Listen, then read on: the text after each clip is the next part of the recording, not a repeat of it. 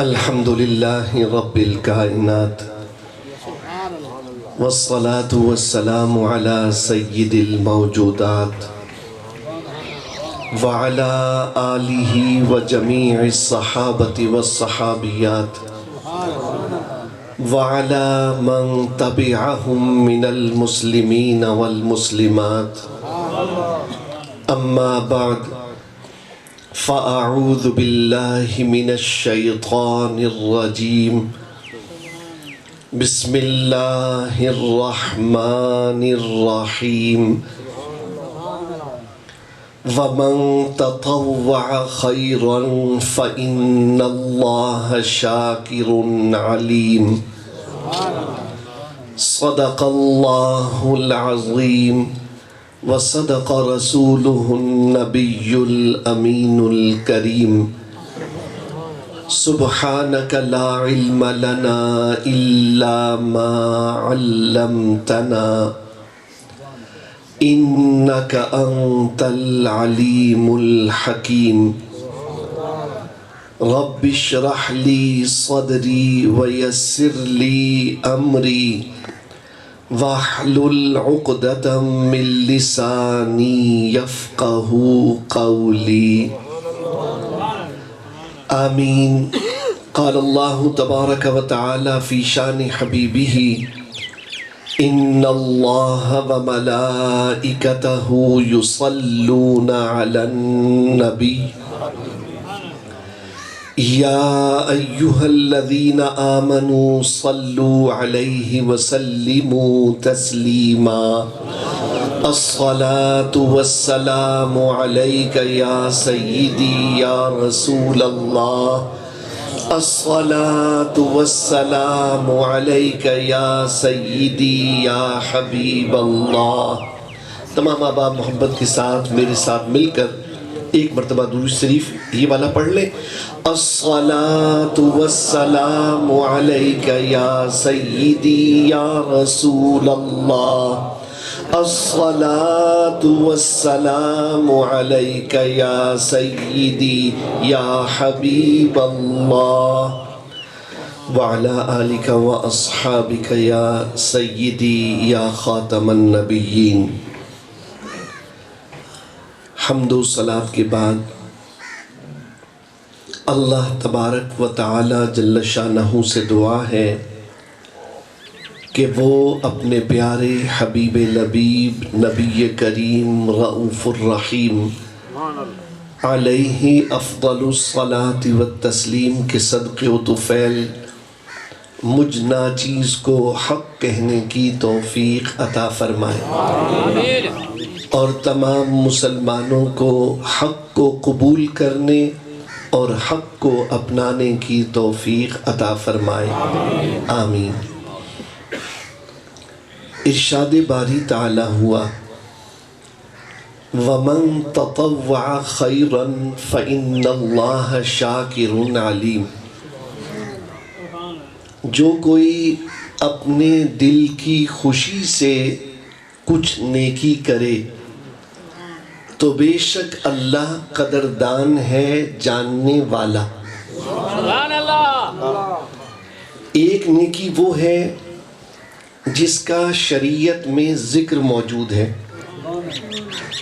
وہ نیکی جو شریعت نے بتا دی اس کے کرنے میں اور آپ جو فقہی احکام ہیں ان کے پابند ہیں کوئی نیکی ایسی جو شارع علیہ السلام نے ہمارے لیے مقرر نہیں فرمائی رب ذوالجلال نے وہ نیکی ہمارے لیے متعین نہیں فرمائی ہم اپنی طرف سے اپنے دل کی خوشی سے نفل طور پر اضافی طور پر وہ نیکی کریں تو اللہ تبارک و تعالی جل شانہ فرما رہا ہے فَإِنَّ اللَّهَ شَاكِرٌ عَلِيمٌ اللہ قدردان ہے کس کا؟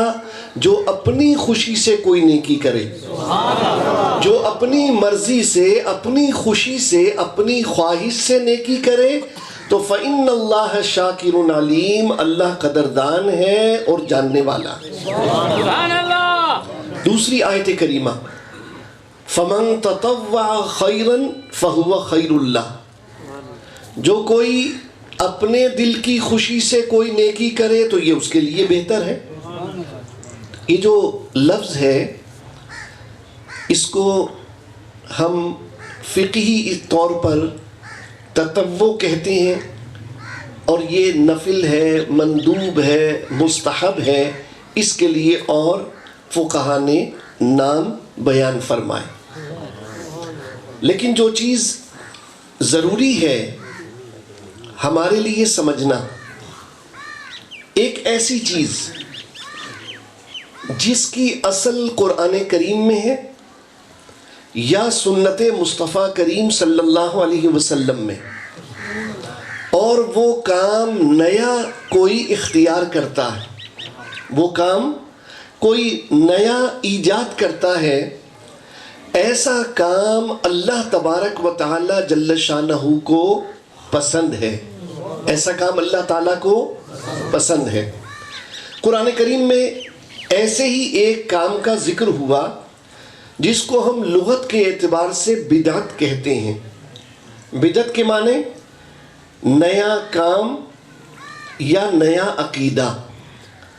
قرآن کریم میں ارشاد ہوا وَرَهْبَانِيَّةً ابْتَدَعُوهَا، اور راہب بننا، ترک دنیا کرنا، گوشہ نشین ہو جانا دنیا کو چھوڑ کر۔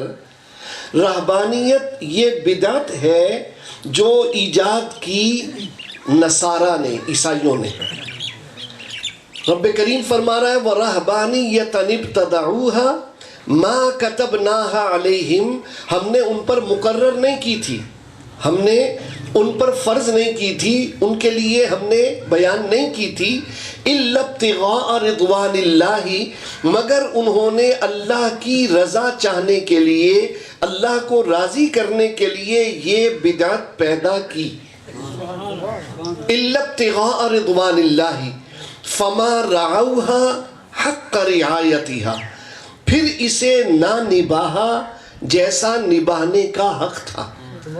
فَآتَيْنَا الَّذِينَ آمَنُوا مِنْهُمْ أَجْرَهُمْ، تو جو ان کے ایمان والے لوگ ہیں اللہ تعالیٰ نے اس نئے کام پر انہیں اس کا اجر عطا کیا، اس کا ثواب عطا کیا۔ تو رہبانیت بدعت ہے نصارہ کے لیے، یہ آیت کریمہ بیان ہو رہی ہے، اور عیسائیوں نے یہ بدعت خود سے ایجاد کر لی، خود سے نیا کام شروع کر دیا، اور نیت یہ تھی کہ اللہ کو راضی کریں، اور یہ جو کام انہوں نے شروع کیا اس پر قائم نہیں رہ سکے، اس کو نبھا نہیں سکے، جس پر اللہ رب العزت جل شانہ نے ارشاد فرمایا کہ ان کے ایمان والوں کو ہم نے اجر عطا کیا، اور جو لوگ نافرمان ہیں، جو لوگ برے ہیں، ظاہر ہے کہ وہ اللہ تعالیٰ کے نزدیک پسندیدہ نہیں ہیں۔ حاضرین گرامی، اس آیت کریمہ سے 3 باتیں معلوم ہوئی۔ پہلی بات، اللہ تعالیٰ کی رضا چاہنے کے لیے، اللہ کو راضی کرنے کے لیے کوئی ایسا کام جو قرآن و سنت کے مخالف نہ ہو وہ ایجاد کیا جا سکتا۔ سبحان اللہ تو بولو۔ کوئی ایسا کام جو قرآن و سنت کے خلاف نہیں ہے، وہ کام جو نیا کام ہے اور وہ اچھا کام ہے، اسے اختیار کیا جا سکتا ہے، ایجاد کیا جا سکتا ہے، ایک بات۔ دوسرا، جب کوئی اچھا نیا کام آپ شروع کر دیں، ایجاد کر لیں، تو اسے نبھانا چاہیے، اس پہ قائم رہنا چاہیے، اسے ترک نہیں کرنا چاہیے۔ یہ قرآن کریم نے فرمایا فَمَا رَعَوْهَا حَقَّ رِعَایَتِهَا۔ تیسری بات یہ ہے کہ جو شخص نیا کام ایجاد کرتا ہے اور وہ کام قرآن و سنت کے مخالف نہیں ہے، تو ایسا کام کرنے والے کو اللہ تعالیٰ اجر عطا فرماتا، ثواب عطا فرماتا۔ تو یہ ہے بدعت حسنہ، ایک ایسا نیا کام جو اچھا ہے، اس کو قرآن کریم نے پسند کیا، اور قرآن کریم نے ہمارے لیے ایک رہنما اصول بیان فرما دیا تاکہ ہمیں معلوم ہو جائے کہ اگر رہبانیت کی بدعت ایجاد کرنے پر عیسائیوں کے لیے ثواب ہے، تو میں اور آپ اگر کوئی نیا کام خواہ وہ محفل میلاد ہی کیوں نہ ہو، ہم اپنے آقا کریم علیہ السلام کے میلاد شریف کی محفل ایجاد کریں تو اس پر بھی اللہ تعالیٰ اجر و ثواب عطا فرمائے. اور ہمیں اس کو جاری رکھنا ہے، اس کو روکنا نہیں ہے، اس کو ختم نہیں کرنا، وہ تو اللہ تعالیٰ ناراض ہوگا. رب کریم فرماتا ہے جو اجر عطا کرنا ہے ہم نے وہ ایمان والوں کو اس کے قائم رکھنے پہ ادا کرنا ہے، تو وہ اجر ملے گا ہمیں. اور حدیث پاک موجود ہے احب الاعمال الی اللہ ادومها وان قل او کما قال، میرے اور آپ کے آقا کریم علیہ السلام نے ارشاد فرمایا اللہ تعالیٰ کو وہ عمل پسند ہے جو ہمیشہ کیا جائے اگرچہ تھوڑا ہو، اگرچہ تھوڑا ہو.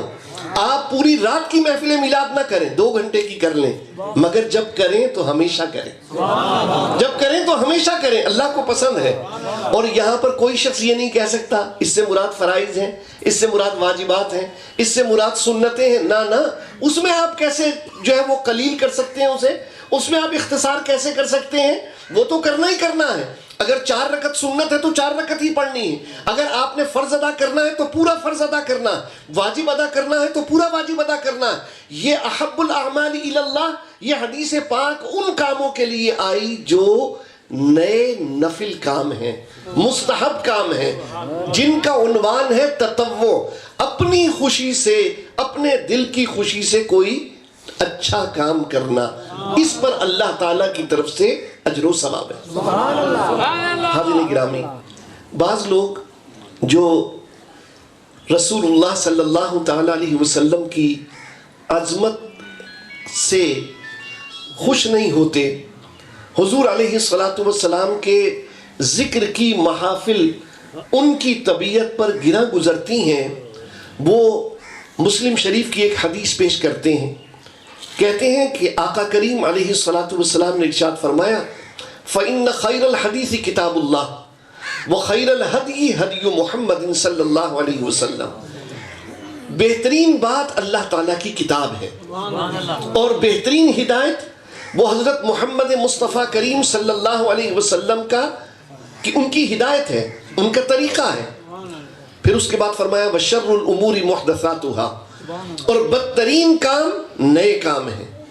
وَكُلُّ بِدْعَةٍ ضَلَالَةٍ، اور ہر بدعت گمراہی ہے. یہ حدیث پاک مسلم شریف میں. شر الامور محدثاتها، یہ مضمون بخاری شریف میں بھی ہے، ترمذی، ابن ماجہ، ابو داؤد میں بھی ہے. سنن نسائی میں یہ اس موضوع سے متعلق ساری حدیثیں خلاصے کے طور پر جمع ہوئی سنن نسائی میں. وہ حدیث پاک میں آپ کے سامنے رکھوں. آقا کریم علیہ السلام نے ارشاد فرمایا شر الامور محدثاتها وکل محدثۃ بدعہ وکل بدعۃ ضلالہ وکل ضلالۃ فی النار. بدترین کام نئے کام ہیں، ہر نیا کام بدعت ہے، ہر بدعت گمراہی ہے، ہر گمراہی کا انجام جہنم کی آگ ہے. سبحان اللہ. اللہ اکبر کبیرہ.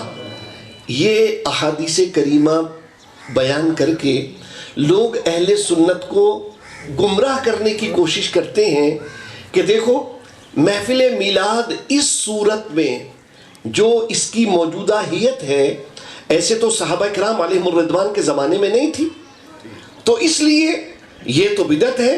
اور جب یہ بدعت ہے تو حدیث میں آیا بدترین کام نئے کام ہے، ہر نیا کام بدعت ہے، ہر بدعت گمراہی ہے، ہر گمراہی جہنم کی آگ میں ہے.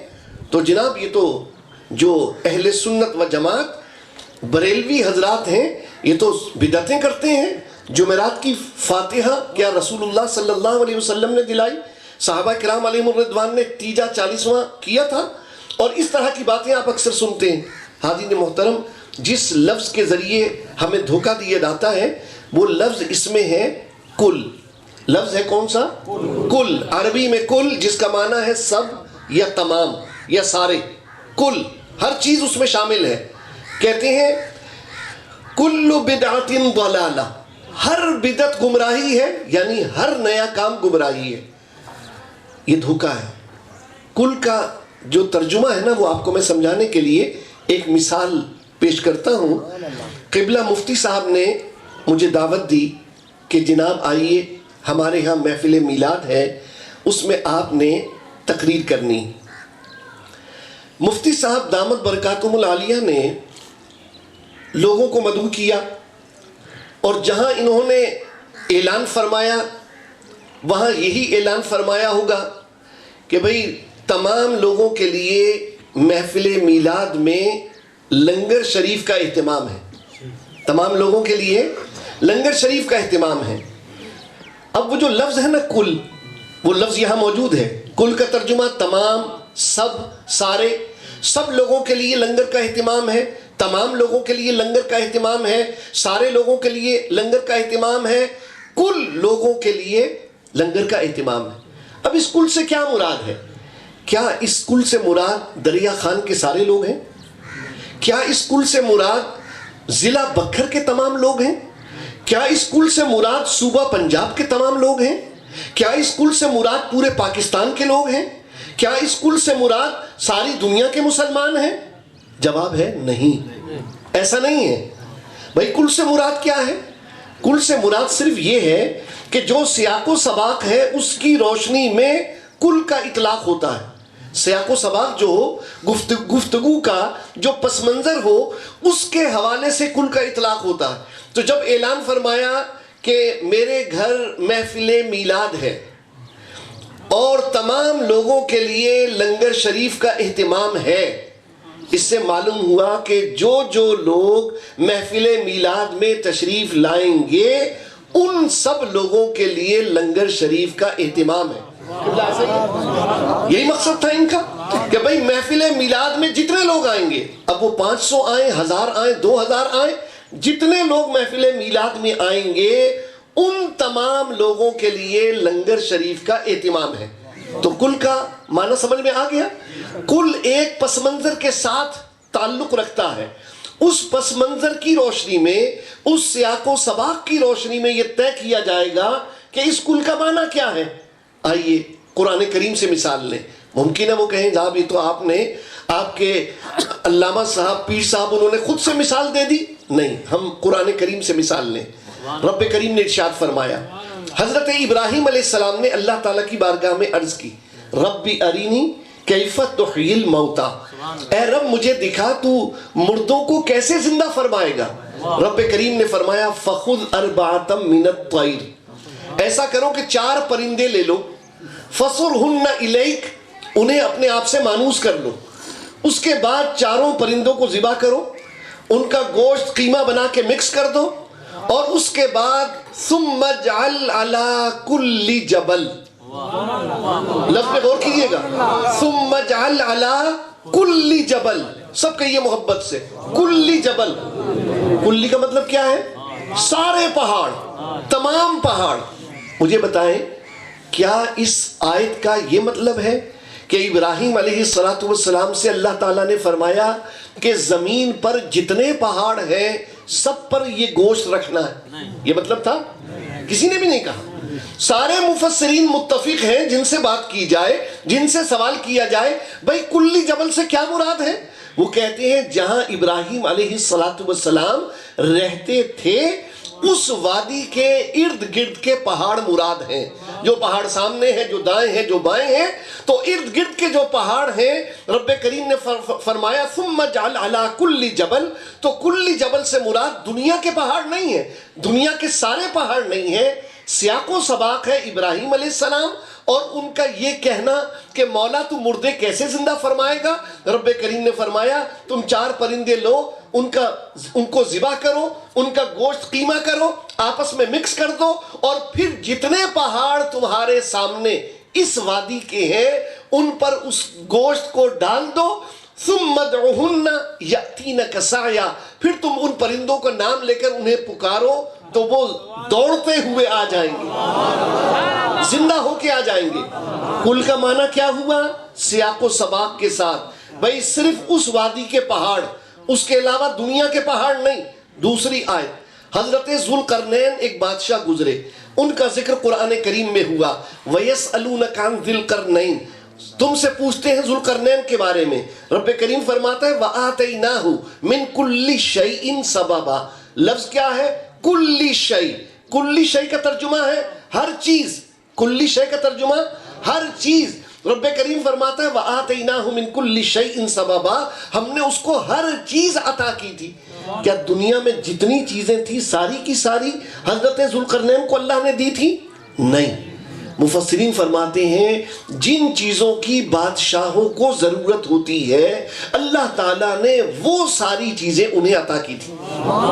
کیونکہ سیاق و سباق ہے ایک بادشاہ کا تذکرہ اور اس بادشاہ کو اللہ نے ہر چیز دی جتنی چیزیں بادشاہی سے متعلق ہیں. تیسری آیت قرآن کریم سے. ہدہد آیا حضرت سلیمان علیہ السلام کے دربار میں اور بتانے لگا کہ ایک ملکہ ہے جو جنوں پر حکومت کرتی ہے اور پھر وہ کہتا ہے اوتیت من کل شیء. اسے ہر چیز اللہ تعالیٰ نے دی ہوئی ہے. بھئی ہر چیز سے کیا مراد ہے؟ کیا دنیا کی ساری چیزیں اس کو دی ہوئی ہیں؟ نہیں. جن چیزوں کی بادشاہوں کو حکومت کرنے والوں کو ضرورت ہوتی ہے وہ ساری چیزیں اللہ نے اسے دی ہیں. تو کل شیء سے مراد کائنات کی ساری چیزیں نہیں ہیں. یہاں بھی تیسری آیت ہو گئی. چوتھی آیت. قوم عاد پر اللہ تعالیٰ نے آندھی بھیجی اور اس آندھی نے برباد کر دیا قوم عاد کو. اب اس کا ذکر قرآن کریم میں آیا. تدمر کل شیء بامر ربها. تدمر وہ تباہ کر دیتی تھی آندھی. کس چیز کو؟ کل شیء ہر چیز کو تباہ کر ڈالتی تھی بامر ربها اپنے رب کے حکم سے. کیا اس آندھی نے زمین کی ہر چیز کو تباہ کر دیا؟ نہیں. قوم عاد کا ذکر ہے صرف قوم عاد کو اس نے تباہ کیا. تو قوم عاد میں مسلمان بھی تو تھے جو حضرت ہود علیہ السلام پر ایمان لانے والے تھے. کیا ان کو بھی تباہ کیا؟ بالکل بھی نہیں. وہی آندھی جب کافر کے گھر میں جاتی تو کافر کو اٹھا کر پٹکتی وہ مر جاتا. اس کے گھر کی ساری چیزیں تباہ کر دیتی. اور وہی آندھی مسلمان کے گھر میں داخل ہی نہ ہوتی. وہی آندھی مسلمان کے گھر میں جاتی ہی نہیں. مسلمان کے گھر کا تو ایک گلاس بھی نہیں ٹوٹا. کسی مسلمان کو اس نے تباہ نہیں کیا. اور قرآن کہتا ہے تدمر کل شیء بامر ربها. کل شیء کے الفاظ موجود ہیں قرآن کریم میں. ہر چیز کو تباہ کرتی تھی وہ آندھی مگر مسلمانوں کو تباہ نہیں کیا. تو سیاق و سباق قوم عاد ہے, پس منظر قوم عاد ہے اور قوم عاد کے بھی صرف کافر مراد ہیں مسلمان نہیں. یہ 4 آیتیں قرآن کریم سے عرض کی. وقت نہیں ہے ورنہ اور مثالیں پیش کروں آپ کے سامنے. حاضرین گرامی کل کا اطلاق ہوتا ہے سیاق و سباق کے ساتھ. آئیے پھر ہم لوٹتے ہیں حدیث پاک کی طرف. شر الامور محدثاتها وکل محدثۃ بدعہ وکل بدعۃ ضلالہ وکل ضلالۃ فی النار. ہر نیا کام بدعت, ہر بدعت گمراہی, ہر گمراہی جہنم کی آگ میں. تو سیاق و سباق کیا ہے؟ سیاق و سباق ہے فَإِنَّ خَيْرَ الْحَدِيثِ کتاب اللہ. بہترین بات اللہ کی کتاب ہے. وَخَيْرَ الْحَدِيِ حدی محمد صلی اللہ علیہ وسلم. اور بہترین ہدایت حضرت محمد صلی اللہ علیہ وسلم کی ہدایت ہے. پھر رب نے رسول اللہ صلی اللہ علیہ وسلم نے فرمایا وَشَرُّ الْأُمُورِ مُحْدَثَاتُهَا. بدترین کام نئے کام ہیں. یعنی بہترین بات کیا ہے؟ اللہ کا قرآن, اللہ کی کتاب. بہترین ہدایت کیا ہے؟ نبی کریم صلی اللہ علیہ وسلم کی احادیث. اب قرآن و حدیث کے خلاف, قرآن و حدیث کو چھوڑ کر, قرآن و حدیث کے مخالف شر الامور محدثاتها. جو کوئی نیا کام ایجاد کرے گا وہ بدترین کام ہوگا اور وہ بدترین کام بدعت ضلالہ ہوگی اور وہ بدترین کام ایجاد کرنے والے جہنم میں جائیں گے. تو سیاق و سباق بتا رہا ہے کہ اس کل کا اطلاق ہر کام پہ نہیں ہے, ہر کام پہ نہیں ہے. جس کام کی اصل قرآن میں ہے, جس کام کی اصل سنت رسول میں ہے, اس کام پر بدعت ضلالت کا اطلاق نہیں ہے. الحمدللہ.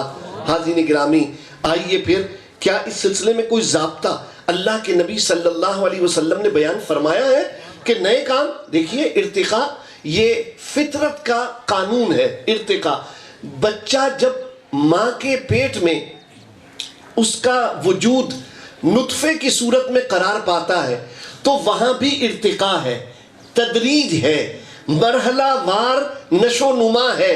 قرآن کریم میں ارشاد باری تعالیٰ ثم خلقنا النطفة علقة فخلقنا العلقة مضغة فخلقنا المضغة عظاما فكسونا العظام لحما.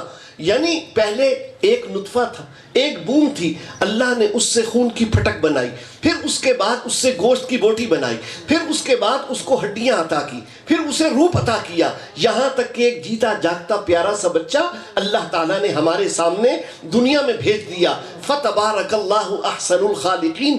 بڑی برکت والا ہے اللہ جو انسان کو بھی ارتقاء کے ذریعے، تدریج کے ذریعے مرحلہ وار وجود عطا کرتا ہے. ایک بیج، آپ تو سارے ماشاءاللہ، ہم تو شہر سے آئے ہیں، ہمیں تو اتنا تجربہ بھی نہیں ان چیزوں کا جتنا آپ لوگ جانتے ہیں. پہلے بیج بوتے ہیں، بیج سے کومپل پھوٹتی ہے اور اس سے ایک چھوٹا سا پودا نکلتا ہے، پھر وہ چھوٹا پودا ایک درخت بن جاتا ہے، پھر اس کے اوپر پھل پھول لگتے ہیں.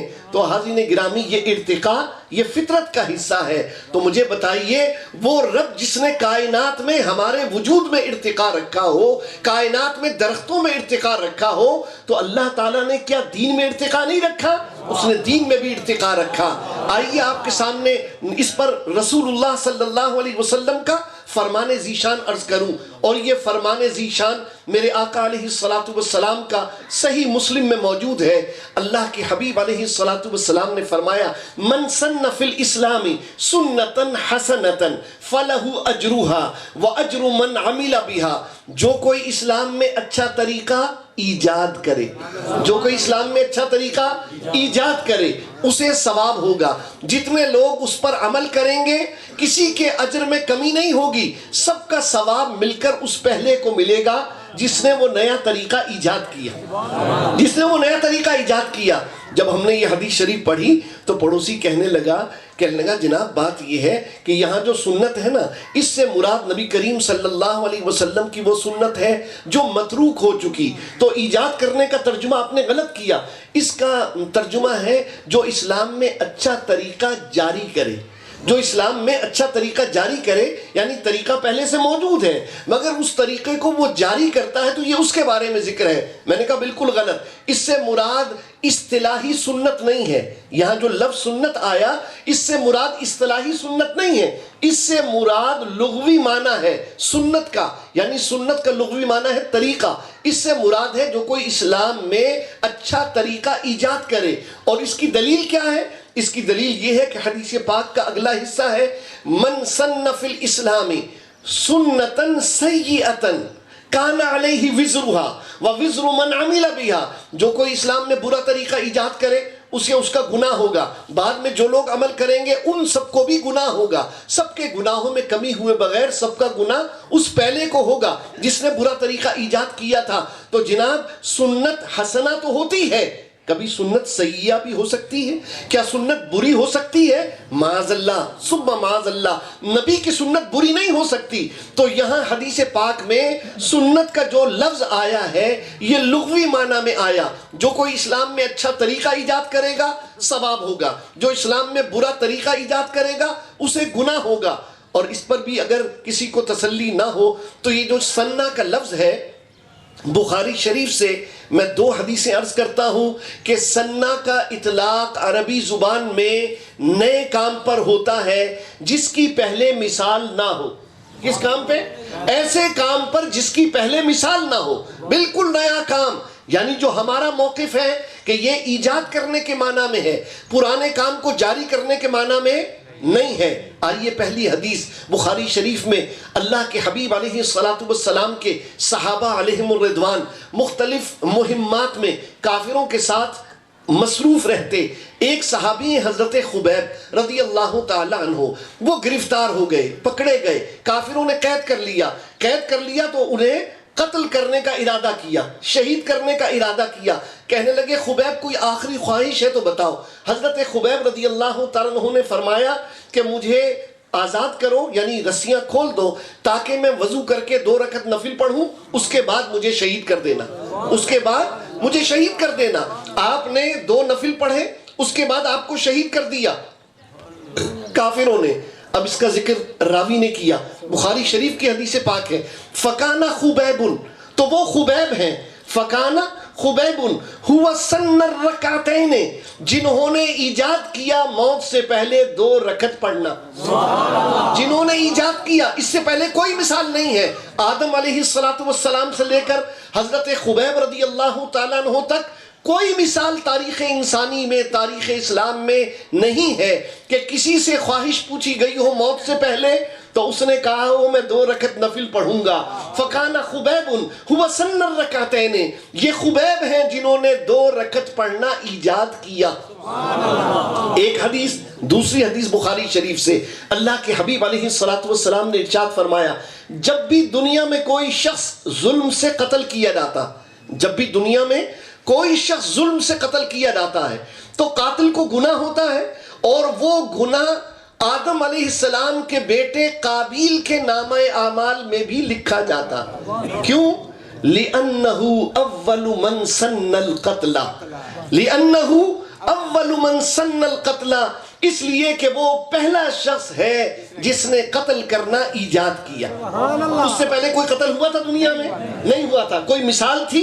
کوئی مثال نہیں تھی. تو اللہ کے حبیب علیہ السلام فرماتے ہیں لِأَنَّهُ أَوَّلُ مَنْ سَنَّ الْقَتْلَ، سنہ کا لفظ آیا ایجاد کرنے کے معنی میں. الحمدللہ میں نے بخاری شریف سے 2 حدیثیں پیش کی کہ سنہ کا معنی ہے ایجاد کرنا. سنہ کا معنی ایجاد کرنا، نیا شروع کرنا، پہلے مثال نہ ہو. تو من سن فی الاسلام سنتن حسنتن، جس نے سب سے پہلے محفل میلاد مروجہ صورت میں، دیکھیے مروجہ صورت کی بات ہو رہی ہے، اصل پر تو ہم بعد میں بات کریں گے کہ قرآن و سنت میں اس کی اصل کیا ہے. مروجہ صورت میں جس نے سب سے پہلے محفل میلاد ایجاد کی اسے ثواب ہے. قیامت تک جتنے مسلمان اپنے آقا کا میلاد منائیں گے سب کو ثواب ہوگا، سب کا ثواب جمع ہو کے اس کے نامہ اعمال میں جائے گا جس نے اسے ایجاد کیا تھا، جس نے اسے ایجاد کیا تھا. الحمدللہ کھڑے ہو کر صلاۃ و سلام پڑھنا امام تقی الدین سبکی رحمت اللہ تعالیٰ علیہ نے محفل میلاد میں ایجاد کیا. یہ محدثین ہیں بڑے بڑے، یہ امام نووی رحمت اللہ علیہ کے شیخ الحدیث ہیں، ان کے دارالحدیث کے، ان کے جانشین، انہوں نے ایجاد کیا. قیامت تک جب تک مسلمان محافل میلاد میں کھڑے ہو کے صلاۃ و سلام پڑھتے رہیں گے سب کو ثواب ملے گا. سب کا ثواب امام تقی الدین سبکی رحمت اللہ تعالیٰ علیہ کے نامہ اعمال میں لکھا جائے گا. الحمدللہ علی ذالک. آئیے ذرا دوسری طرف چلیں کہ جناب کیا واقعی یہ جو آپ نے تشریح بیان کی ہے یہ ساری صحابہ کرام علیہم الرضوان کی جو فکر ہے اور جو ان کا طرز زندگی ہے اس سے مطابقت رکھتی ہے؟ جی ہاں بالکل. آئیے بخاری شریف باب جمع القرآن، پہلی حدیث پاک، جنگ یمامہ ہوئی، کثیر تعداد میں حفاظ صحابہ شہید ہو گئے. حضرت عمر رضی اللہ تعالیٰ عنہ آئے حضرت ابو بکر صدیق رضی اللہ عنہ کے پاس، عرض کرنے لگے یا امیر المؤمنین، اگر اسی طرح جنگوں میں حفاظ صحابہ شہید ہوتے رہے تو قرآن کریم کی حفاظت کہیں مسئلہ نہ بن جائے. اس وقت تک قرآن کریم کتاب کی صورت میں نہیں تھا، ایک کتاب کی صورت میں جیسے آج ہمارے پاس قرآن کریم میں نہیں تھا.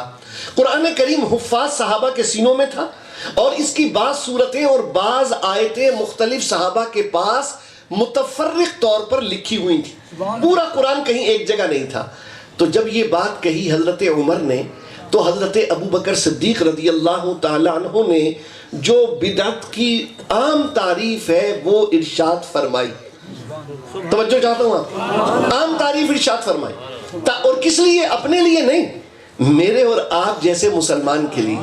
یہ قیامت تک جو آئیں گے نا نبی کا کلمہ پڑھنے والے، محفل میلاد منانے والے، انہیں پتہ چل جائے کہ بدعت ہوتی کیا ہے. ہر بدعت بری نہیں ہوتی. حضرت عمر رضی اللہ عنہ نے عرض کی یا امیر المؤمنین قرآن کریم کو کتاب کی صورت میں جمع کرنے کا حکم دیجئے. حضرت ابو بکر صدیق رضی اللہ تعالیٰ عنہ نے فرمایا اے عمر میں وہ کام کیسے کروں جو کام رسول اللہ صلی اللہ علیہ وسلم نے نہیں کیا.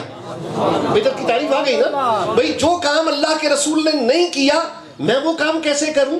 اب جواب سنیے. حضرت عمر رضی اللہ تعالیٰ عنہ نے عرض کی ھذا واللہ خیر، اللہ کی قسم یہ کام بھلائی کا کام ہے، نیکی کا کام ہے، اچھا کام ہے. حضرت ابو بکر صدیق رضی اللہ تعالیٰ عنہ نے یہ نہیں کہا کہ اے عمر الیوم اکملت لکم دینکم، اللہ نے تو دین کامل کر دیا، وَأَتْمَمْتُ عَلَيْكُمْ نِعْمَتِي، نعمت تمام کر دی، اب تم دین بدلنا چاہتے ہو؟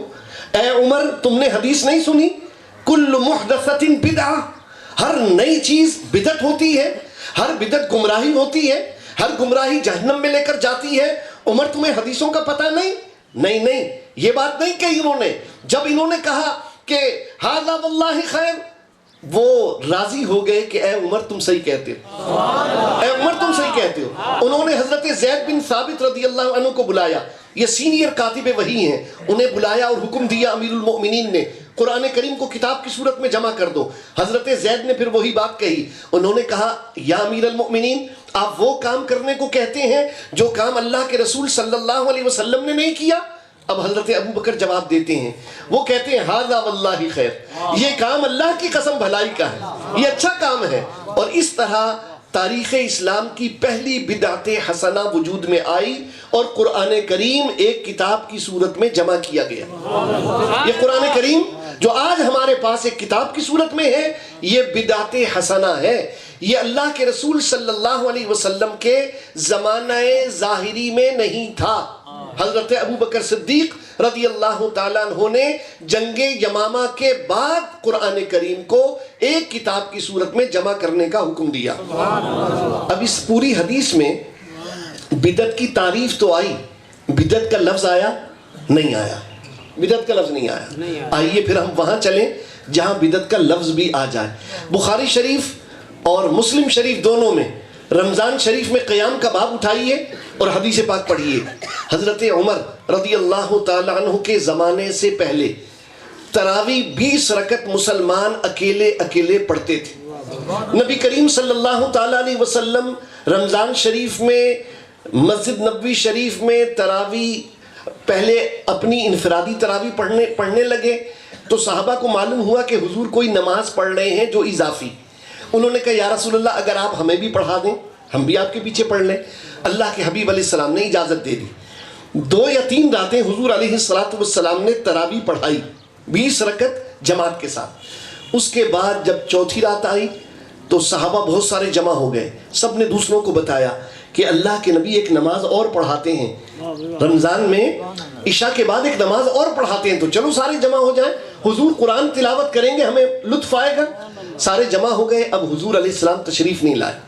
اب صحابہ حضور کو مخاطب تو نہیں کر سکتے تھے، لیکن وہ یاد دہانی کے لیے وہاں سے آواز دینے لگے الصلاۃ الصلاۃ، یا رسول اللہ نماز نماز، لیکن حضور تشریف نہیں لائے۔ تو معلوم ہوا کہ بھئی تراویح اپنی اپنی پڑھنی ہے سب نے۔ یہ کس کی مرضی ہے؟ اللہ کے نبی صلی اللہ علیہ وسلم کی۔ اور اللہ کے نبی کی جو مرضی ہے وہ کس کی مرضی ہے؟ اللہ کی مرضی۔ وما ينطق عن الهوى ان هو الا وحی یوحى، یہ پیارا محبوب اپنی خواہش سے تو بولتا ہی نہیں، یہ جب بولتے ہیں تو زبان ان کی ہوتی ہے، کلام رب کا ہوتا ہے۔ ان کی باتیں، ان کے عمل یہ اللہ کی وحی کے ترجمان ہیں۔ تو جناب تراویح اکیلے، حضرت ابو بکر کا دور آیا تراویح اکیلے، پھر دور آیا فاروق اعظم رضی اللہ تعالیٰ عنہ کا۔ آپ نے حضرت ابی ابن کعب رضی اللہ تعالیٰ عنہ کو بلایا اور کہا ابی تمہاری ذمہ داری ہے کہ کل سے تراویح جماعت سے پڑھی جائے گی اور تم جماعت کراؤ گے۔ سارے صحابہ کو یہ پیغام پہنچا دو کہ اپنی تراویح کوئی نہیں پڑھے، سب کے سب تمہارے ساتھ تراویح پڑھیں مسجد نبوی شریف میں۔ کسی صحابی نے نہیں کہا حضور شر الامور محدثاتها، بدترین کام نئے کام ہیں، اگر یہ کام اچھا ہوتا تو اللہ کے رسول کرتے نا، اللہ کے رسول جاری رکھتے۔ پھر یہ کام صدیق اکبر نے نہیں کیا تو کیا ہمیں قرآن سے زیادہ محبت ہے؟ سوچئے کیا ہمیں قرآن سے زیادہ محبت ہے؟ جو محبت صدیق اکبر کو نہیں تھی تو انہوں نے یہ کام نہیں کیا اور ہم کرنے لگے ہیں؟ کسی نے بھی نہیں کہا۔ سارے کے سارے جمع ہو گئے، تراویح جماعت سے ادا کی گئی۔ اب حضرت عمر رضی اللہ عنہ نے فرمایا نعم البدعۃ ھذہ، نعم البدعۃ ھذہ، کتنی اچھی بدعت ہے یہ۔ سبحان اللہ تو کہہ حضرت عمر فرما رہے کتنی اچھی بدعت ہے یہ۔ پڑوسی کو جب یہ حدیث سنائی میں نے تو وہ کہنے لگا کہ جناب اصل میں صحابہ کا جو عمل ہے نا خلفائے راشدین کا، وہ بدعت نہیں ہوتا، وہ سنت ہوتا ہے۔ میں نے کہا تم کہہ رہے ہو کہ یہ سنت ہے اور بدعت نہیں ہے، ہم تمہاری مانیں کہ حضرت عمر کی مانیں؟ ہم تمہاری مانیں کہ حضرت عمر کی مانے. حضرت عمر تو فرما رہے ہیں نعم البدعۃ ہذہ. ملا کو زیادہ پتا ہے کہ بدعت کیا ہوتی ہے. اللہ کے حبیب علیہ السلام کے دو جانشین اس زمین میں ایک ابو بکر ہیں ایک عمر ہیں, اور حضرت عمر فاروق رضی اللہ عنہ جن کی مرضی اور رائے کے مطابق اللہ تعالی قرآن نازل فرماتا ہے, وہ کہتے ہیں نعم البدعۃ ہذہ, یہ تو بہت اچھی بدعت ہے. حاضرین گرامی, معلوم ہوا کہ یہ بدعت کیسی بدعت ہے, اچھی یا بری؟ اچھی. نعم البدعۃ. تو بدعت کی دو قسمیں سامنے آئیں. ایک بدعت وہ ہے جو بری ہے, وہ قرآن و سنت کے خلاف ہے. ایک بدعت اچھی ہے جو قرآن و سنت کے مطابق ہے. حاضرین گرامی, آئیے تیسری حدیث, یہ بھی بخاری شریف سے عرض کروں. حضرت عمر رضی اللہ تعالیٰ عنہ کے زمانہ اقدس تک جمعے کی ایک اذان ہوتی تھی, جو عربی خطبے سے پہلے اذان ہوتی ہے نا جمعے کے دن. یہ اذان حضور کے زمانے میں ہوتی تھی, یہ حضرت ابو بکر صدیق کے زمانے میں ہوتی تھی, یہ عمر فاروق کے زمانے میں ہوتی تھی, حضرت عثمان غنی رضی اللہ عنہ کے زمانے میں بھی کچھ سال یہ اذان ہوئی. پھر حضرت عثمان غنی رضی اللہ تعالیٰ عنہ نے حکم دیا کہ بھئی ایک اذان اس سے پہلے جو زورا ایک جگہ ہے بازار کے قریب مدینہ شریف میں, وہاں پر یہ اذان دی جائے تاکہ لوگ اپنا کاروبار وغیرہ سمیٹیں اور تیاری کریں جمعے کی, اور پھر آ جائیں. پھر دوسری اذان دی جائے, پھر عربی خطبہ دیا جائے. تو یہ جو دوسری اذان ہے, یعنی ترتیب کے اعتبار سے جمعے کی پہلی اذان, یہ حضرت عثمان غنی نے ایجاد کی. حضرت عثمان غنی نے ایجاد کی. جناب, من سن فی الاسلام سنتا حسنتا, یہی تو اللہ کے نبی نے فرمایا تھا, جو کوئی اچھا طریقہ ایجاد کرے گا نا اسے ثواب ہوگا.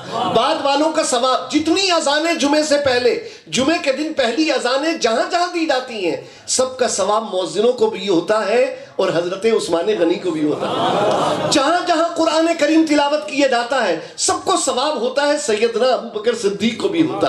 کتاب کی صورت میں تو انہوں نے جمع فرمایا, اور جہاں جہاں تراویح 20 رکعت با جماعت ادا کی جاتی ہیں سب کو ثواب ہوتا ہے, عمر فاروق کو بھی ہوتا, کیونکہ انہوں نے تو یہ کام کیا تھا. حاضرین گرامی, تو جمعے کی جو پہلی اذان ہے ترتیب کے اعتبار سے, اس کا ایجاد کرنے والے ہیں حضرت عثمان غنی.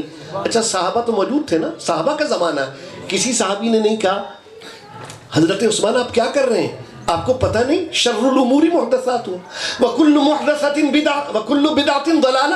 سب صحابہ جانتے تھے.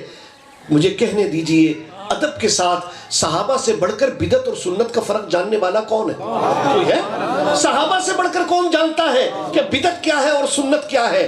وہ جانتے ہیں. نعم البدعۃ ہذہ, بدعت اچھی بھی ہوتی ہے, بدعت بری بھی ہوتی ہے.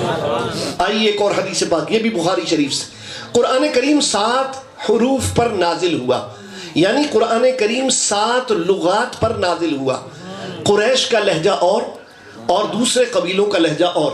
7 لغات پہ قرآن نازل ہوا.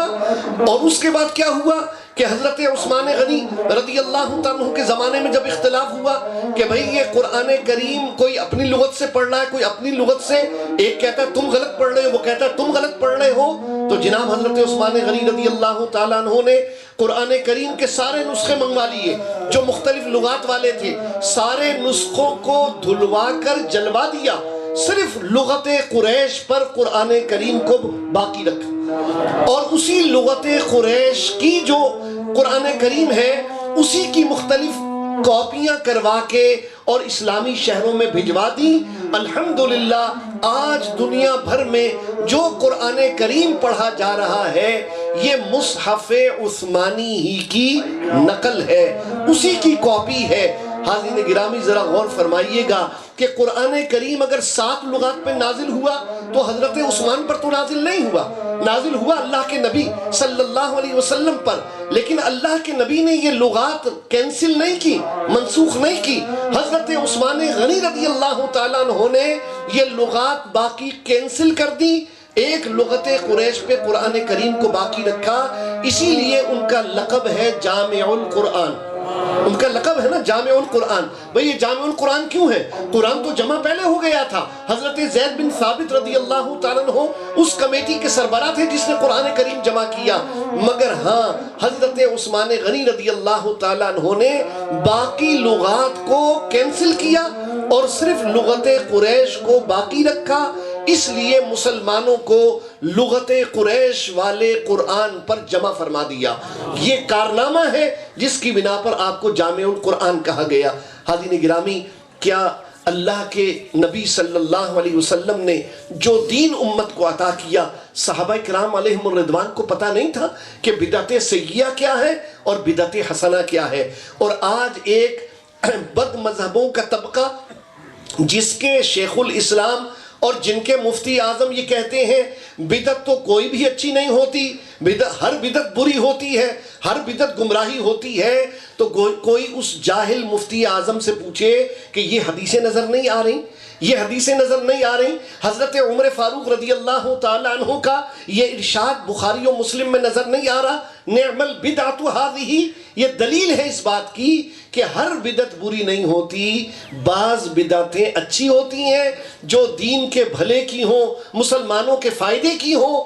وہ نئے کام اللہ تبارک و تعالیٰ اور اس کے حبیب علیہ السلام کو پسند ہیں. حاضرین گرامی، ایک حدیث میں اور اضافی عرض کروں، ذہن میں آ گئی تو وہ بھی آپ کے سامنے رکھ دوں.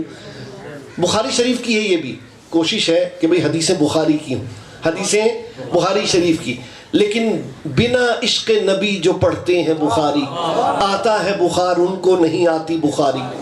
تو بخاری شریف کو سمجھنے کے لیے بھی تو ایمان چاہیے نا، ورنہ کہاں سے یہ حدیثیں نظر آئیں گی؟ حضرت بلال رضی اللہ تعالیٰ عنہ سے اللہ کے نبی ہمارے آقا کریم صلی اللہ علیہ وسلم نے فرمایا، اے بلال یہ بتاؤ تمہارا کون سا عمل ایسا ہے کہ جس کی بنا پر میں نے جنت میں تمہارے قدموں کی آہٹ اپنے سے آگے سنی؟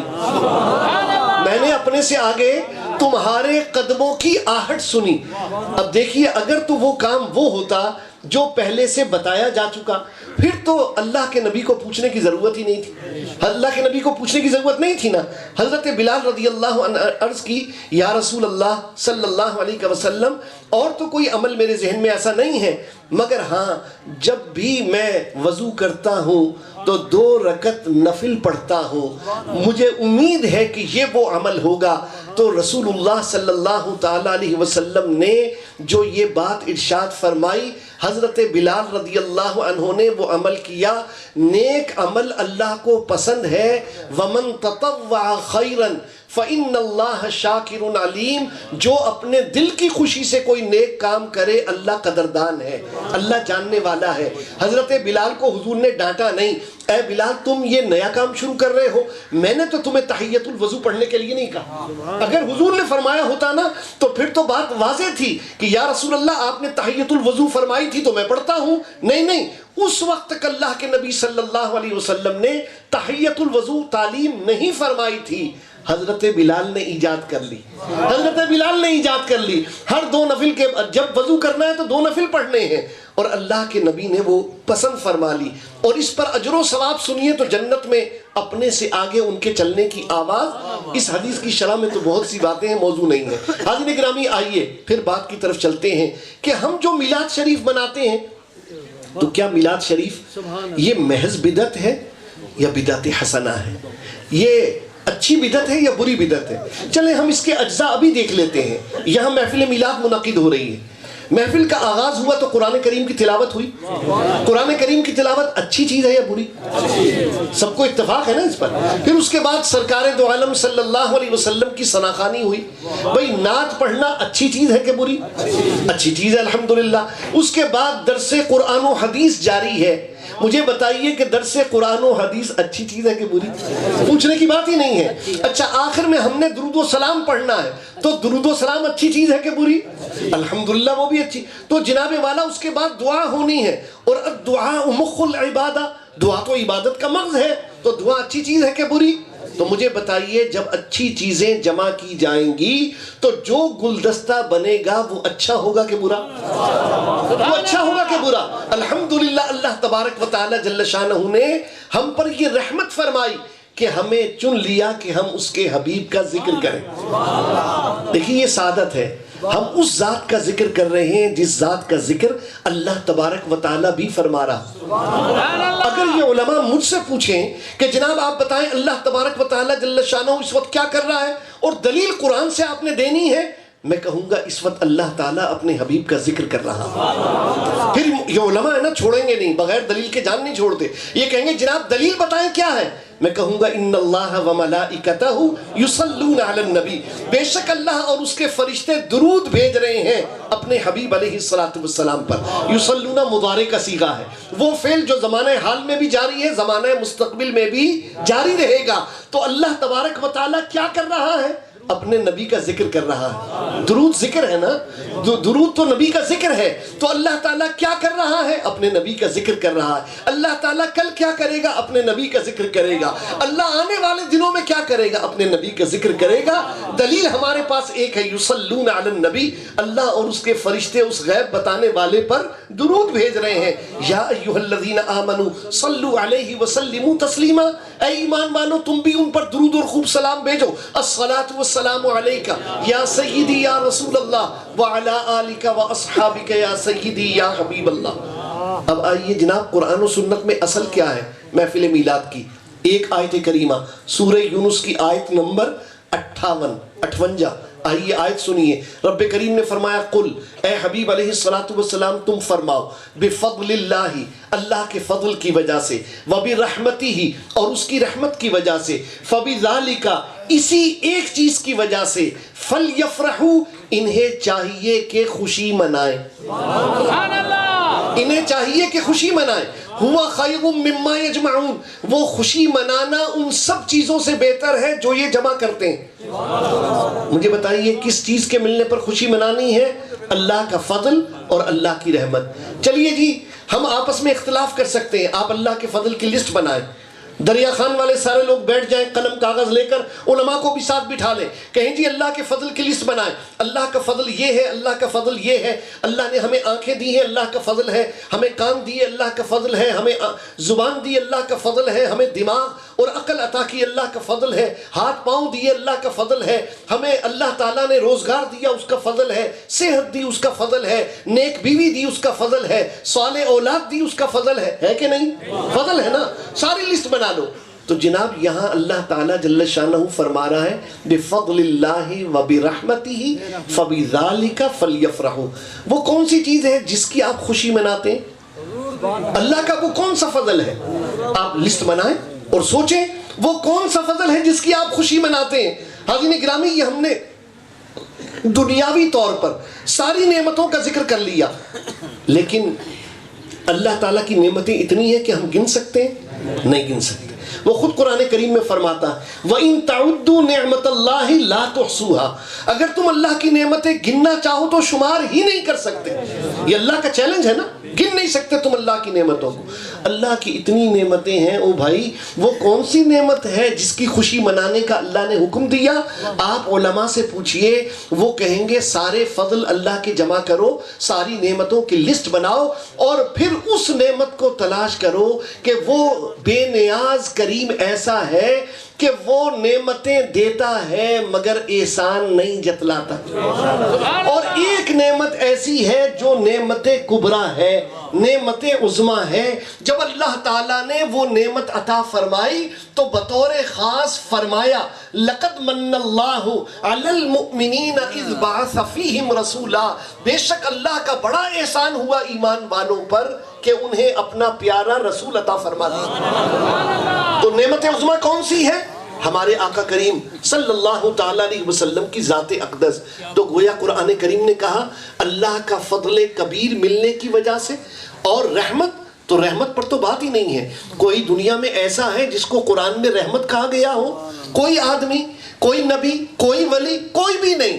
ہاں رب نے فرمایا وَمَا أَرْسَلْنَاكَ إِلَّا رَحْمَةً لِلْعَالَمِينَ, اے پیارے تجھے سارے جہانوں کے لیے رحمت بنا کے بھیجا, تاکہ لوگوں کو معلوم ہو جائے اللہ کا فضل کبیر بھی حضور ہے اور سارے جہانوں کے لیے رحمت بھی حضور ہے.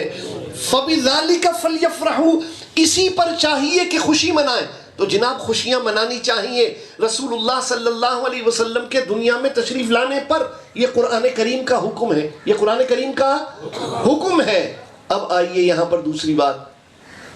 پڑوسی نے سنا, اس نے کہا یہ اللہ کے فضل کی جو آپ نے تفسیر کی نا, تو وہ فلاں تفسیر ہے, اس میں لکھا ہوا ہے اللہ کے فضل سے مراد ہے اسلام.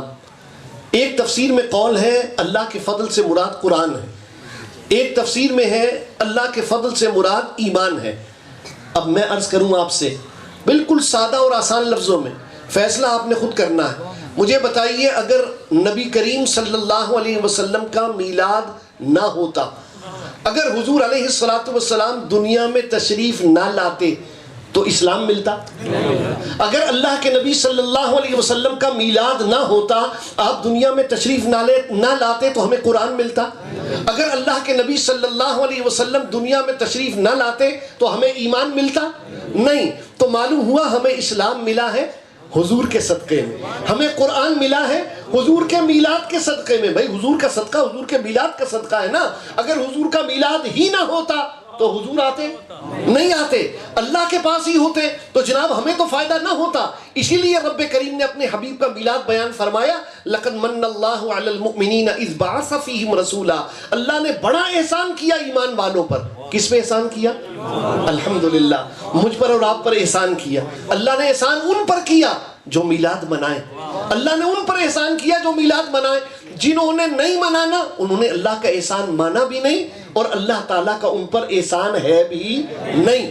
حضرت گرامی رب کریم فرما رہا ہے اذ بعث فیہم رسولا، اللہ کا بڑا احسان ہوا جب اس نے اپنا حبیب عطا فرما دیا۔ تو جناب والا اگر حضور تشریف نہ لاتے، اگر حضور کا میلاد نہ ہوتا تو اسلام نہ ملتا، اگر حضور کا میلاد نہ ہوتا تو ایمان نہ ملتا، اگر حضور کا میلاد نہ ہوتا، حضور کی تشریف آوری نہ ہوتی تو قرآن نہ ملتا، اگر حضور کا میلاد نہ ہوتا تو ہمیں رحمان بھی نہیں ملتا۔ یہ ساری نعمتیں ملی ہیں کس کے صدقے میں؟ آقا کے صدقے میں۔ تو میرے آقا علیہ السلام دو اللہ تعالیٰ کی نعمت کبریٰ ہیں، نعمت عظمیٰ ہیں۔ اب آئیے دوسرا مسئلہ شروع ہو گیا۔ جناب ہمیں کہا گیا کہ جو آپ نے کھینچ تان کر دائیں بائیں سے تعویلیں کر کے یہ میلاد منانا اس آیت سے ثابت کیا، تو جناب اللہ تعالیٰ نے اگر ہمیں میلاد کا حکم دینا تھا تو صاف صاف اللہ تعالیٰ فرماتا قرآن میں کہ اے لوگوں میرے نبی کے تشریف لانے کی وجہ سے خوشی مناؤ۔ اللہ تعالیٰ ایسے حکم دے دیتا۔ میں نے کہا جناب بات یہ ہے، یہ تو حکم آیا ہے میلاد منانے کا سورہ یونس کی آیت نمبر 58 میں، یہ حکم علماء سے پوچھئے یہ حکم فرض ہے؟ نہیں۔ یہ واجب ہے؟ نہیں۔ تو حکم جو ہے وہ استحبابی بھی ہوتا ہے، تو یہ تو استحبابی امر ہے۔ اللہ تعالیٰ جل شانہ نے فرمایا اپنے حبیب علیہ السلام کے میلاد کی خوشی منانے کا طریقہ اس انداز میں تاکہ یہ مستحب ہی رہے۔ قدر نبیدہ اے کی جانن دنیا دار کمینے، قدر نبیدہ جانن والے سو گئے وچ مدینے، قدر نبیدہ اللہ جانے یا جانے اصحابی، قدر پانی دا مچھلی جانے یا جانے مرغابی۔ اور بات یہ ہے کہ جس کو قدر ہی نہیں ہے اس کے لیے تو آیت بھی نہیں آئی۔ اگر یہ اس طرح آیت آتی نا کہ جناب رسول اللہ صلی اللہ علیہ وسلم کے میلاد کی خوشی مناؤ، یہ خوشی منانا سب چیزوں سے بہتر ہے جو جمع کرتے ہو، تو پھر کیا ہوتا جناب؟ پھر یہ حکم ہوتا فرض، یہ حکم ہوتا فرض۔ تو جو فرض کا منکر ہوتا وہ ہوتا کافر، جو فرض کا یعنی عمل نہ کرنے والا ہوتا، فرض کو جھٹلانے والا ہوتا عقیدتاً کافر، اور اگر عمل کے لحاظ سے اس پہ عمل نہ کرتا ہوتا فاسق و فاجر لعنتی۔ تو حاضرین گرامی اللہ تبارک و تعالی جل شانہ نے پردہ رکھا اپنے حبیب کے صدقے میں، اسی لیے بھیجا سارے انسانوں کے لیے رسول بنا کر، یا ایھا الناس انی رسول اللہ الیکم جمیعا، اے انسانوں میں تم سب کی طرف اللہ کا رسول بن کر آیا ہوں، مگر احسان فرمایا صرف ایمان والوں پر، سبحان اللہ، صرف ایمان والوں پر۔ تو جناب ایمان والے میلاد منائے نا تو الحمدللہ منا رہے ہیں، الحمدللہ اللہ تعالیٰ نے ہمیں چن لیا کہ ہم اس کے حبیب علیہ السلام کے ذکر کی محفل سجائیں۔ یہ ایک آیت کریمہ آپ کے سامنے رکھی۔ دوسری آیت کریمہ وَذَكِّرْهُمْ بِأَيَّامِ اللَّهِ، لوگوں کو اللہ کے دنوں کی یاد دلاؤ۔ بھائی دن تو سارے ہی اللہ کے ہیں، کوئی دن غیر اللہ کا ہے؟ آپ کو پتہ کسی کو؟ کوئی دن بھی غیر اللہ کا نہیں ہے۔ منگل ہے تو اللہ کا، بدھ ہے تو اللہ کا، اتوار ہے تو اللہ کا، ہفتہ ہے تو اللہ کا، دن تو سارے ہی اللہ کے ہیں۔ پھر قرآن کیوں فرما رہا ہے وَذَكِّرْهُمْ بِأَيَّامِ اللَّهِ، انہیں اللہ کے دنوں کی یاد دلاؤ؟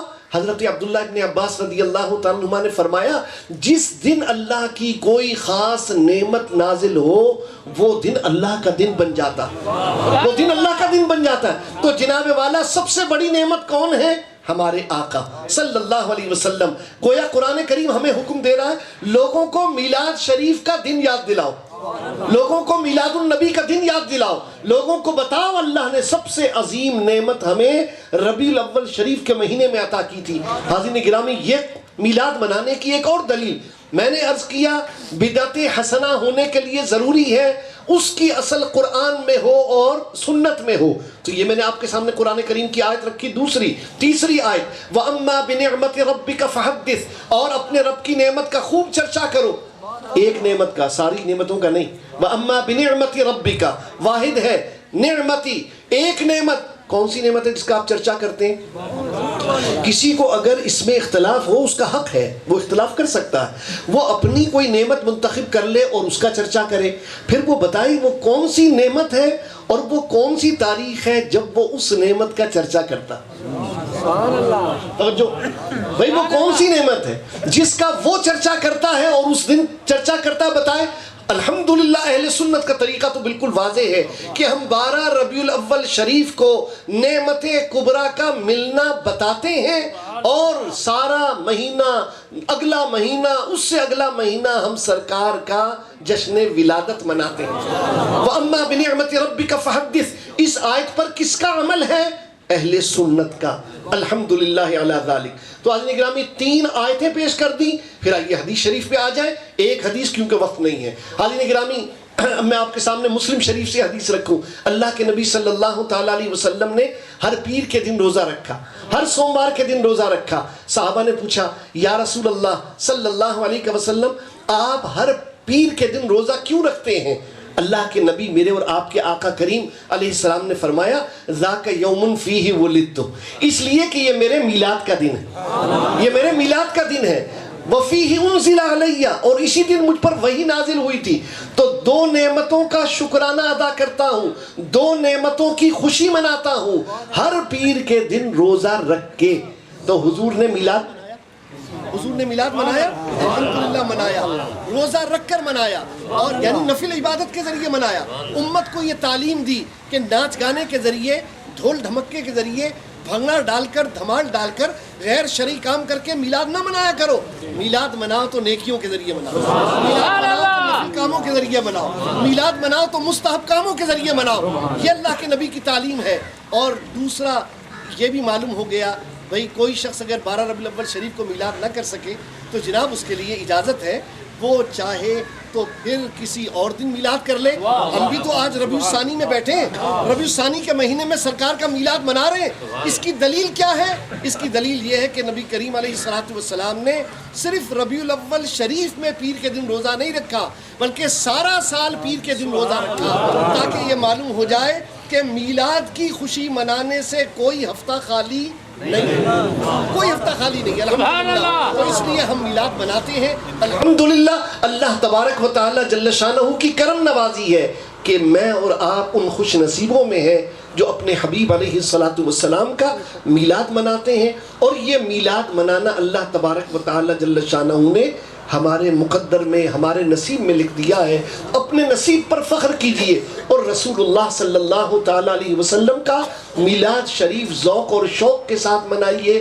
حاضرین گرامی، دلائل تو اور بھی ہیں، وقت کا دامن تنگ ہے، میں اپنی گفتگو ختم کروں گا، لیکن جو میرے مرشد کریم ہیں حضرت علامہ سید شاہ تراب الحق قادری جیلانی رحمت اللہ تعالی علیہ، وہ میلاد شریف منانے کی جہاں بہت ساری باتیں بیان کیا کرتے تو وہ یہی فرماتے کہ یہ وہ محفل ہے جس کے ذریعے ہم اپنے آقا کریم صلی اللہ علیہ وسلم سے محبت کا تعلق قائم کرتے ہیں۔ دیکھیں نا، ایک شخص ہے وہ اپنے بچے کی سالگرہ مناتا ہے، ہر سال سالگرہ مناتا ہے۔ ایک شخص ہے وہ اینیورسری مناتا ہے، اپنی شادی کی سالگرہ مناتا ہے، کیک لے کر آ رہا ہے، جناب میری شادی کی سالگرہ اس لیے یہ ہو رہا ہے کام۔ پھر آپ دیکھیے ہمیں مغربی معاشرے نے کس طرف موڑ دیا کہ انہوں نے ہمارے لیے ایک جو ہے وہ اساتذہ کا دن رکھا، ایک ہیپی مدرز ڈے ماں کا دن، ایک ہیپی فادرز ڈے جناب یہ باپ کا دن، یہ فلاں کا دن، یہ فلاں کا دن. مجھے بتاؤ کہ اے مسلمانوں، تم نے اپنے نبی کے لیے کوئی دن رکھا؟ تم نے بیوی کے لیے دن رکھا، تم نے بیٹے کے لیے دن رکھا، بیٹی کے لیے دن رکھا، نواسے اور پوتے کی سالگرہ منانے کا تمہیں پتا ہے، تم نے اپنے ملک کی آزادی کا دن منانے کا باقاعدہ اہتمام رکھا، تم نے سب رشتوں کو یاد رکھا، تم نے اپنے نبی کو یاد رکھا کوئی دن منانے کے لیے. تو الحمدللہ اہل سنت فخر سے کہیں گے ہاں الحمدللہ ہم وہ ہیں جو اپنے نبی کا دن بھی مناتے ہیں. اور اپنے نبی کا دن ہم ایک دن نہیں مناتے. علامہ قسطلانی علیہ الرحمہ مواہب الدنیا میں لکھتے ہیں فرحم اللہ امرأن اتخذ لیالی شہر مولدہ المبارک اعیادا. اللہ تعالیٰ اس پر رحمت فرمائے جو ماہ میلاد کے سارے دنوں کو، ساری راتوں کو عید بنا لیتا. ہم تو پورا مہینہ عید منا رہے ہیں، سرکار کا دن منا رہے ہیں، اور ربیع الثانی میں بھی حضور کا دن منا رہے ہیں الحمدللہ. تو یہ ہمارے مرشد کی تعلیم ہے کہ بھئی جہاں اپنے ساری خوشیاں یاد رکھتے ہو اللہ کے نبی کے لیے بھی تو دن نکالو. تو وہ لوگ جو میلاد شریف منانے سے محروم ہیں وہ ضرور سوچیں کہ اللہ کے نبی کا دن منانے کے لیے انہوں نے کیا اہتمام کیا، اس نعمت کا چرچا کرنے کے لیے کیا اہتمام کیا، اور اللہ کے فضل اور رحمت کے ملنے پر کون سی خوشی منائی جس کے لیے وہ کہہ سکیں کہ خوشی منانے پہ ہم نے مال خرچ کیا اور قرآن کریم کی یہ خوشخبری ہمیں ملی ہوا خیر مما یجمعون. تو حاضرین گرامی اپنی گفتگو ختم کروں گا انہی کلمات پر کہ تاجدار بریلی میرے اور آپ کے امام، امام اہل سنت، مجدد دین و ملت، پروانہ شمع رسالت امام احمد رضا خان محدث بریلوی رحمت اللہ تعالیٰ علیہ جب اپنے آقا کی تعریف کرتے ہیں تو یوں لب کشا ہوتے ہیں. سرور کہوں کہ مالک و مولا کہوں تجھے، سرور کہوں کہ مالک و مولا کہوں تجھے، باغ خلیل کا گل زیبا کہوں تجھے، گلزار قدس کا گل رنگی ادا کہوں، درمان درد بلبل شیدا کہوں تجھے، حرمہ نصیب ہوں تجھے امید گہ کہوں، جانے مراد و کانے تمنا کہوں تجھے، صبح وطن پہ دوں، صبح وطن پہ شام غریباں کو دوں شرف، بے کس نواز گیسوؤں والا کہوں تجھے.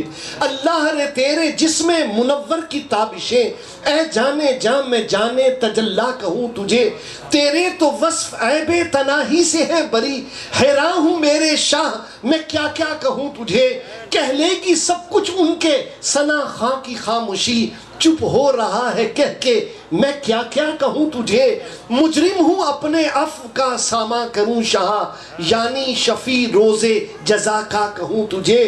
لیکن رضا نے ختم سخن اس پہ کر دیا، لیکن رضا نے ختم سخن اس پہ کر دیا، خالق کا بندہ خلق کا آقا کہوں تجھے. وما علی الا البلاغ. کھڑے ہو کے دو